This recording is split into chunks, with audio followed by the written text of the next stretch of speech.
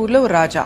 அந்த ராஜா வந்து தன் நாட்டுல இருக்கிற எல்லா ஏழை ஜனங்களுக்கும் ரெகுலரா வந்து அன்னதானம் செஞ்சுட்டு வருவாரு. அதுவும் ரொம்ப டேஸ்டியா ரொம்ப தரமா வழங்கிட்டு வருவாரு. அந்த மாதிரி அன்னதானம் செய்யற ஒரு நாள்ல கிச்சன்ல இருந்து எங்க சர்வ் பண்றாங்களோ அங்க வந்து ஆளுங்க வந்து அந்த சாப்பாடெல்லாம் தூக்கிட்டு போயிட்டு இருக்காங்க.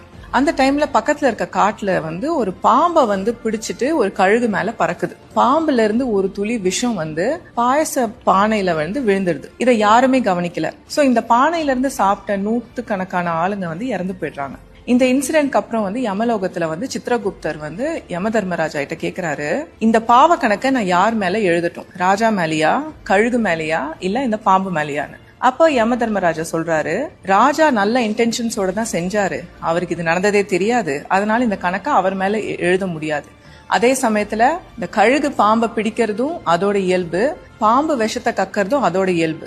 இவங்க ரெண்டு பேர் மேலயும் பாவத்தை எழுத முடியாது. இத வந்து கொஞ்சம் சைட்ல வச்சுட்டு நம்ம அப்புறம் இதை பத்தி டிஸ்கஸ் பண்ணலாம்னு சொல்றாரு. இந்த இன்சிடென்ட் நடந்து முடிஞ்ச அப்புறம் ராஜா ரொம்ப சோகமாயிடுறாரு. பட் அவரோட நல்ல செயலை வந்து அவர் ஸ்டாப் பண்ணல. அன்னதானம் கண்டினியூ ஆயிட்டு இருக்கு.